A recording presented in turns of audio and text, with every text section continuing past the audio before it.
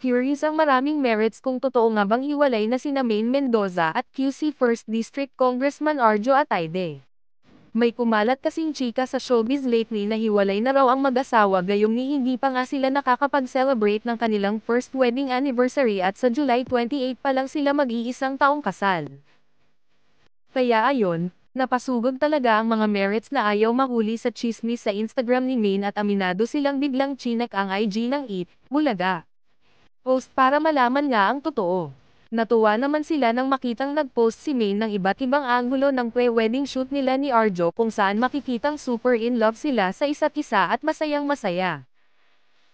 Hindi na nga naman kailangan sabihin pa ni Maine na fake news lang yung kumakalat na hiwalay na sila ng mister, dahil kung kilala nga ng mga sumusubaybay sa TV host ang ugali nito, ayaw na ayaw nitong nagpe-pretend o nagsisinungaling.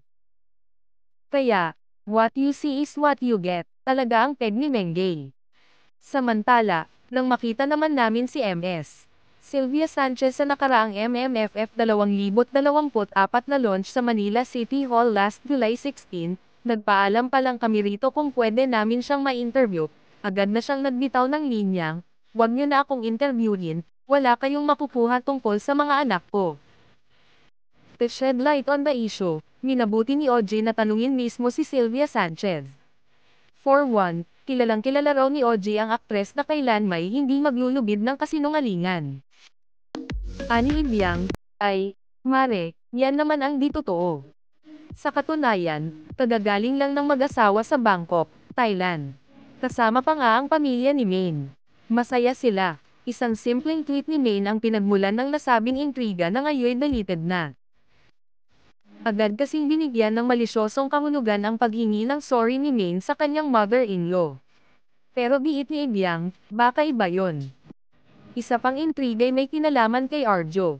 May third party involved umano on Arjo's part. Isang aktres din daw yun kung saan may anak ang aktor politiko. Nasagap lang naman daw ito ng co-host ni OG. Dahil marami na ang pamoposisyon bilang paghahanda sa midterm elections sa 2025, tiyak na smear campaign ito para saruan si Arjo. Anong bago? Kahit naman noong 2022 elections ay puro imbento ang mga intrigang ibinabato kay Arjo to thwart his congressional bid. Whatever. Basta masaya ngayon si Sylvia sa kanyang latest IG post at binati ang anak na si Kong. Arjo na pang-anim sa top-performing representatives, kung saan kasama rin ang mister ng dating co-host ni Willie Revillame sa Will Time Big Time na si Shalana Soledad na si Kong. Roman Romulo, no, 5. So, may double celebration pala ang Atayde family noong July 28, no? At kung totoo ngang buntis na rin si Maine, abat baka triple celebration pa. Sana nga.